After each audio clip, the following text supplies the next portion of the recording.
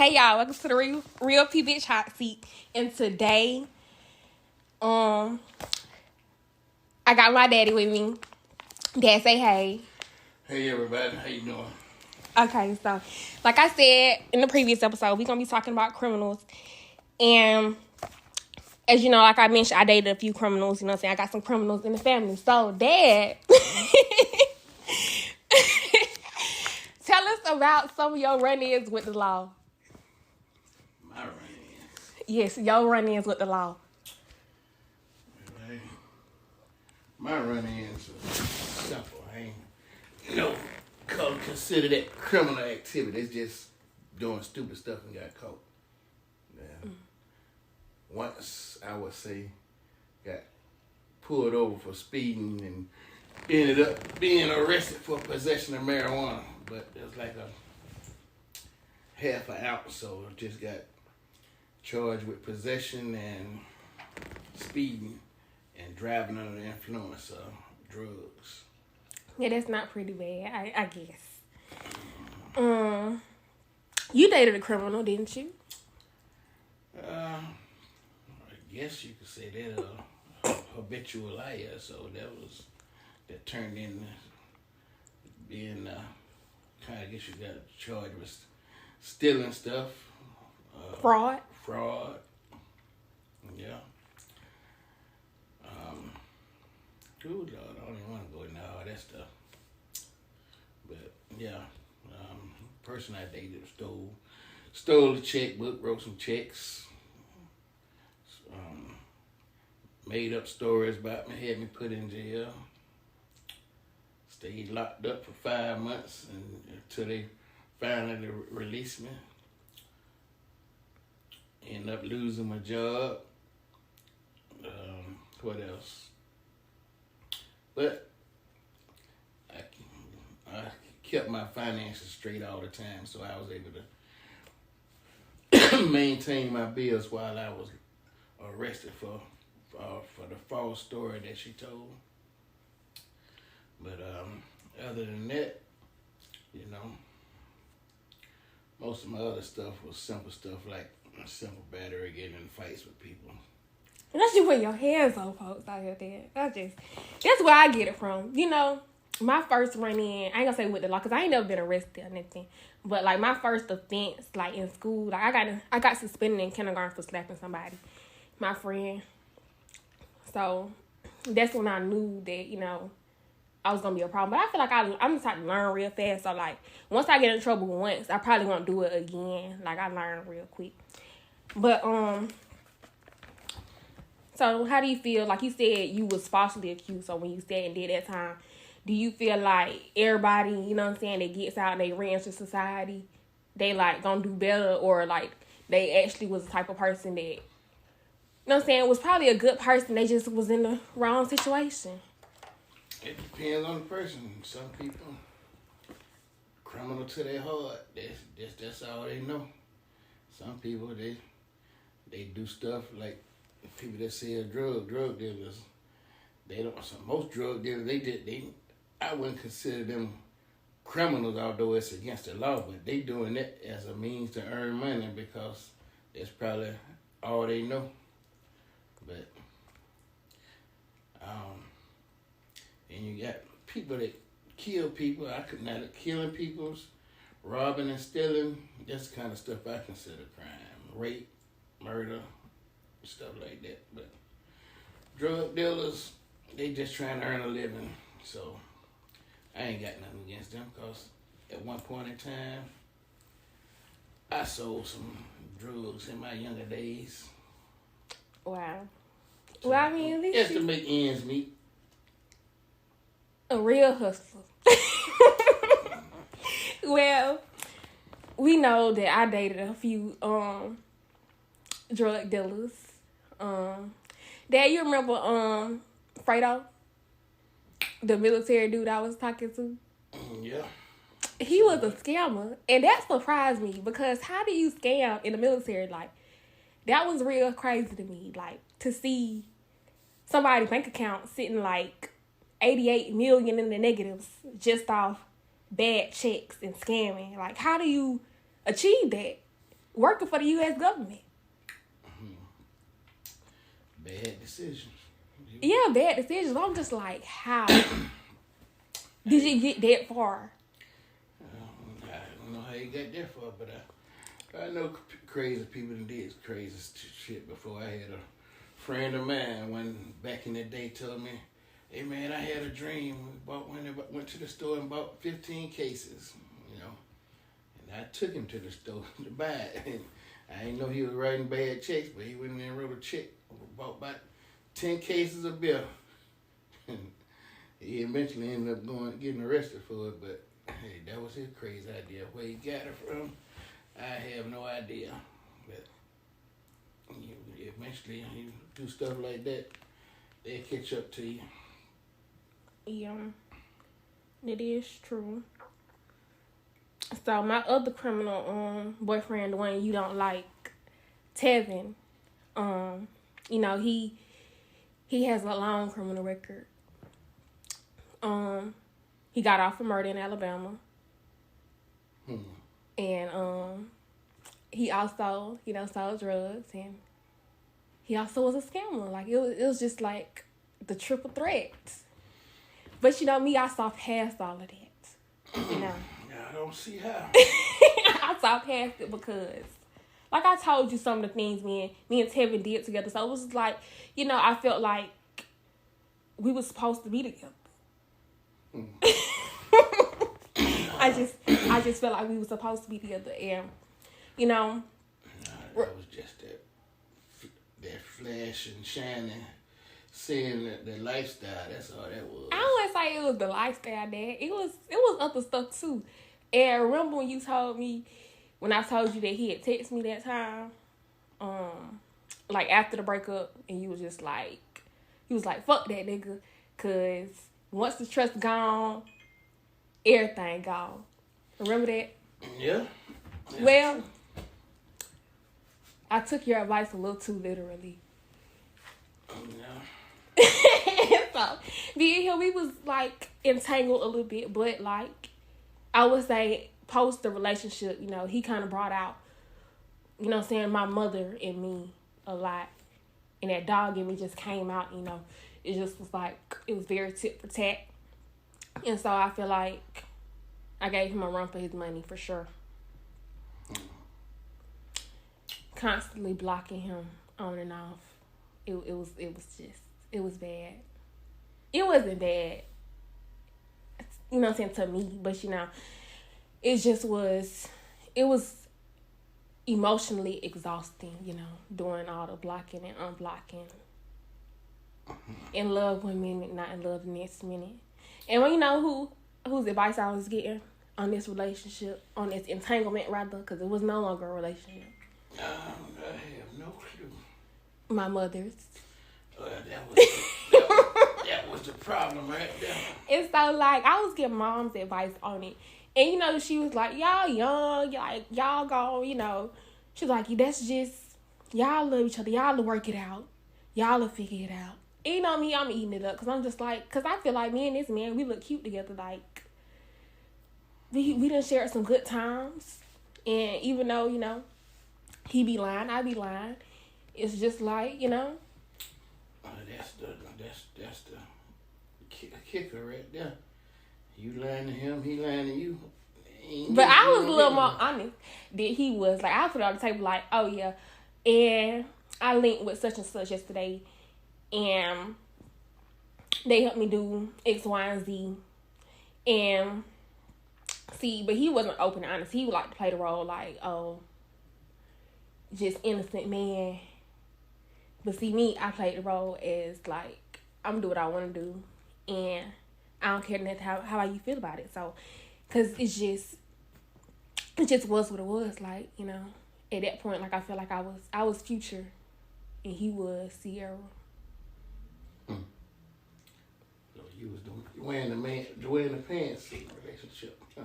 I would say I was wearing the pants. He was wearing the pants, but I was wearing the pants too. Like, I felt like I had the upper hand.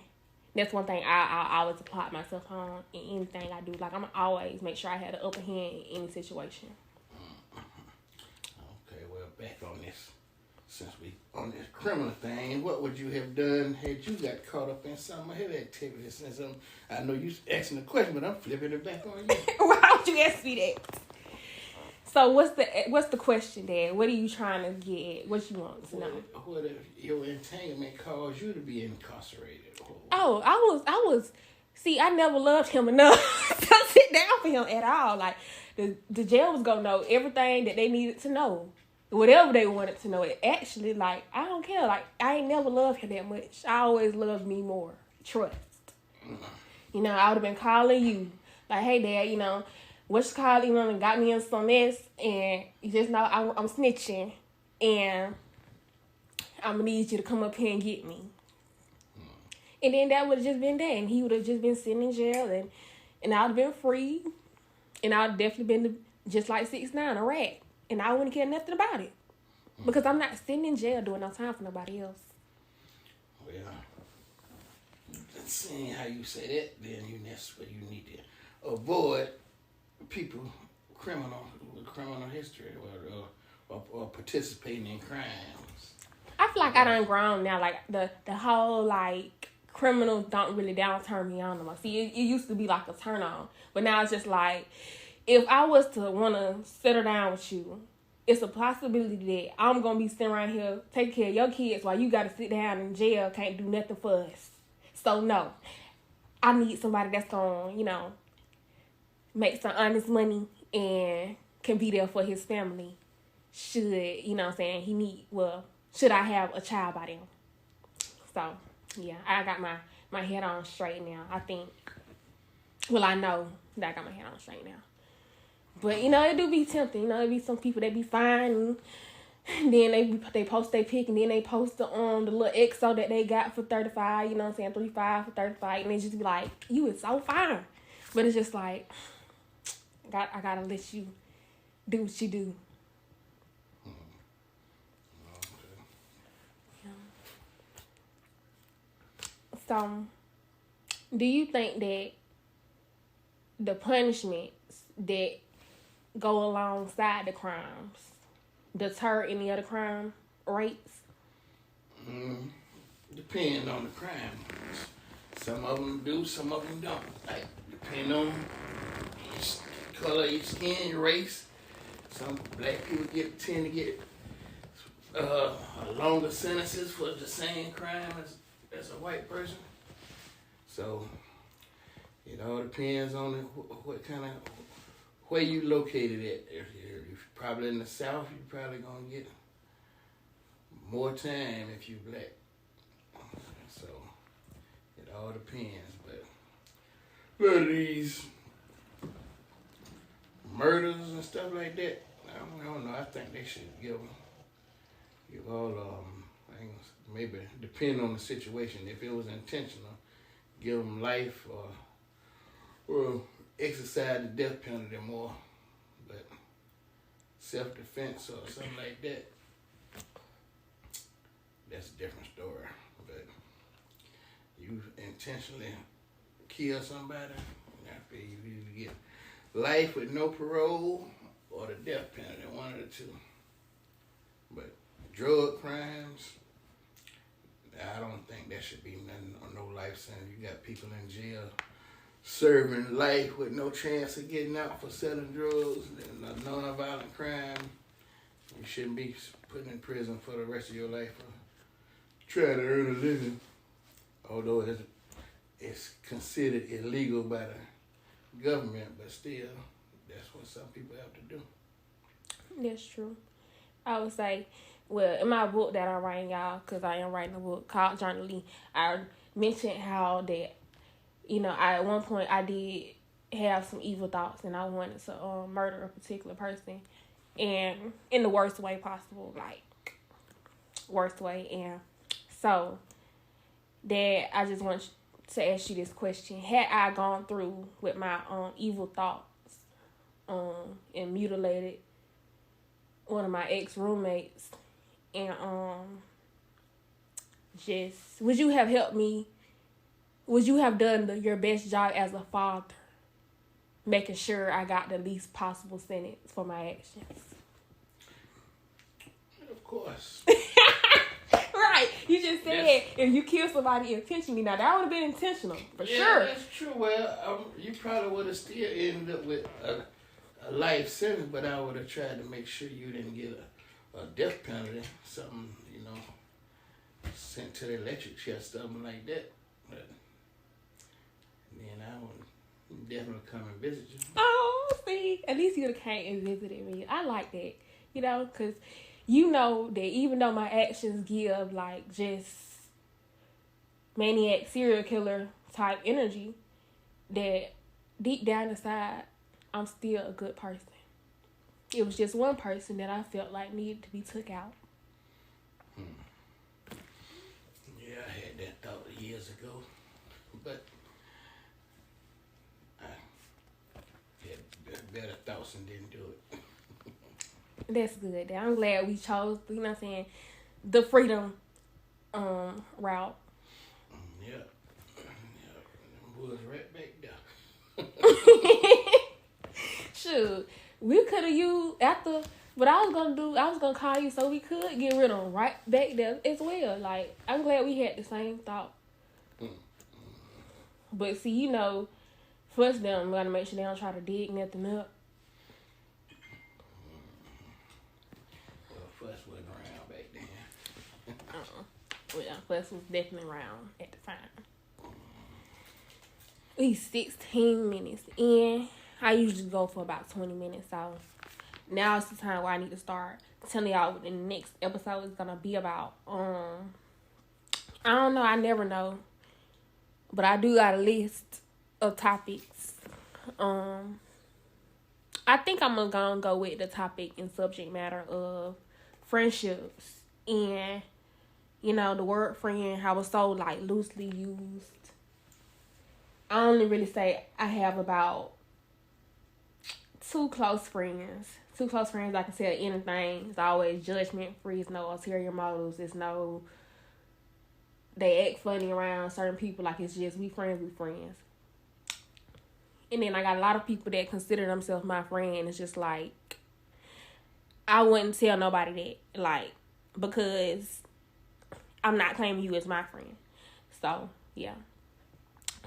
And I've been called fake a lot this year, but I don't care nothing about it. So it's become a lifestyle now to be called fake by people that consider themselves my friends, but I never consider them a friend. Dad, how about your friendship status? Where you at with your friends in life right now?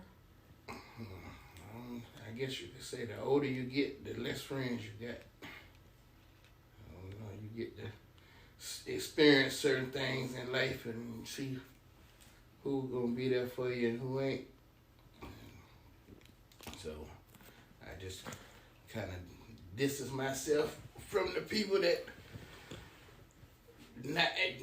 don't be there for you, and the ones that come through for you, them the ones you continue to stay in contact with. Right.